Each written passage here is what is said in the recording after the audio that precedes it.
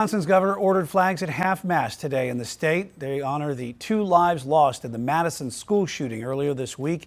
Police are working to determine a motive for the shooting, saying there appears to be several factors at play. Data shows that school shootings have become a near daily occurrence in the U.S. There have been 83 of them this year, according to the gun violence database. That is already ahead of last year's total of 82.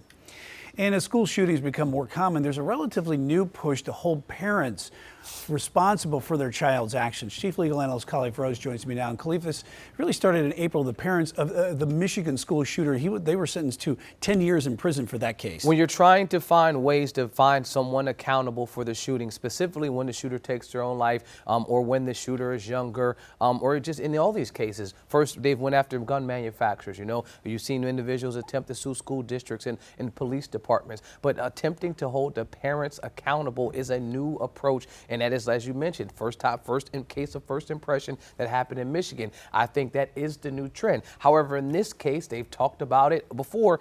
They were just mentioned yesterday that currently, right now, they are not looking to charge the parents. And I can point to a number of reasons why. Wisconsin has some of the most least restrictive gun laws that I've seen in states. No requirement to have it in a locked place. No requirements to store it in a proper lockbox or something like that. And so there are really, really low thresholds for how and where a person can store their firearm there. And so I think they're going to have to prove, unlike in some places where you can say, look, you didn't have it locked up. You clearly didn't have it locked up. Okay, we can directly point there. I think there's going to be a number of other ways they can get them, unlike Michigan, which was clearly something that they disregarded. Disregarded there. You know, and the people in Madison, Wisconsin, they haven't determined how the 15-year-old really got the gun, but they are looking at ways to charge the parents with the negligence with that firearm. I mean, but I've seen some of the posts. I've seen posts of her at the firing range. I mean, and that obviously doesn't say how she got access to the gun. I mean, I take my son to the firing range all the time. I've been taking him there since he was 13, 14.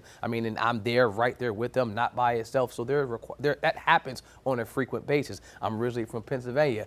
On the western part of the state, there are kids that are 13, 14. They're hunting all the time. And so that happens. This portion, I think, is how does a person get there if there's some underlying issue? And I think that's what come out throughout their investigation. Specifically when you talk about, well, were there any mental health issues? Were there any signs? Now you're talking about, were the parents accountable? Did you know, or should you have known that your child had an issue that could potentially lead them to doing something like that? And you will only know that throughout the course of the investigation. The father is being extremely forthcoming. Yesterday, talking to law enforcement, follow up again with another conversation today. Those are the types of things that you want to see happen, because obviously the father saw what happened in Michigan. And and then you have to take in a couple other things.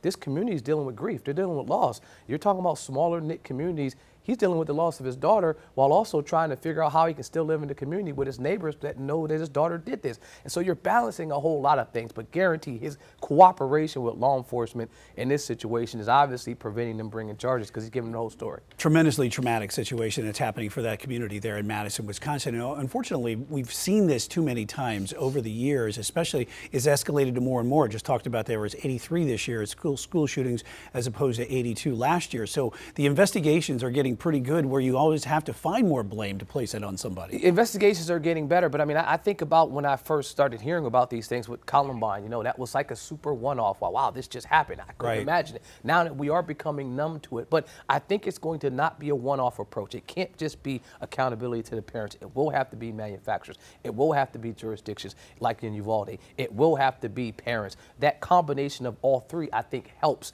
slow down some of this. And it just has to be honest to say, do we want to fix this issue, or do we want to continue dealing with this over and over again? And we always look back to say, look, parents, it comes down to, they live in your household and you're under parental control. 100%. Still, yeah. All right, Chief Legal Analyst Khalif Rose, thanks.